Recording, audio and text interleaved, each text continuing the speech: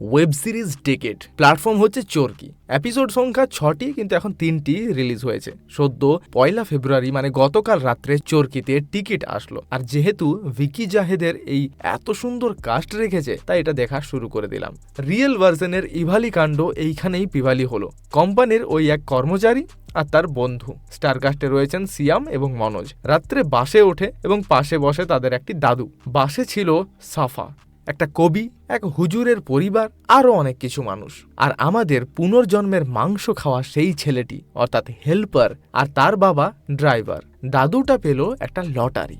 মনোজ সেটি ছুরি দিয়ে ভয় দেখিয়ে সেটিকে নিতে চাইল, কারণ ওই লটারি টিকিট জিতেছে প্রথম পুরস্কার 50 লাখ টাকা। কিন্তু সে যখনই চিৎকার করতে যাবে, তার পাশে বসে থাকা সিয়াম গলা টিপে তাকে হত্যা করে। 50 লক্ষ টাকার টিকিট নিয়ে আর সাথে তাদের কাঁধে ঘুম পাড়িয়ে রাখা সেই মরা ব্যক্তি, এই সমস্ত কিছু নিয়ে শুরু হলো তাদের এই বাস জার্নি। মাঝে অনেকজন জানে আর খেলে লোভের খেলা। মৃত্যু, ভয়, রক্ত, লাশ, আস্তে আস্তে এই সব কিছু হয়। টিকিটের টাকার কি হয় শেষমেশ? কেউ কি পায় নাকি হারায়?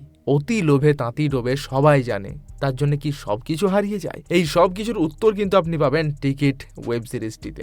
ভিকি জাহেদ বরাবরই সুন্দর কাজ করেন। এইখানে সিয়াম, সাফা, মনোজ আসলেই সুন্দর কাজ করেছেন নিঃসন্দেহে। সিয়াম, মনোজ ফুটিয়ে তুলেছে তাদের আসল অভিনয়। সাফা ছিল খুব চঞ্চল, আর 6ষ্ঠ পর্বের নামগুলো ছিল বাংলার নানান প্রবাদ থেকে নেওয়া, যা ভিকি সুন্দর মতো করে ব্যবহার করেছে। আর ব্যাকগ্রাউন্ড মিউজিক তামিল ফিল্মের থ্রিলারের মতো মনে হচ্ছিল।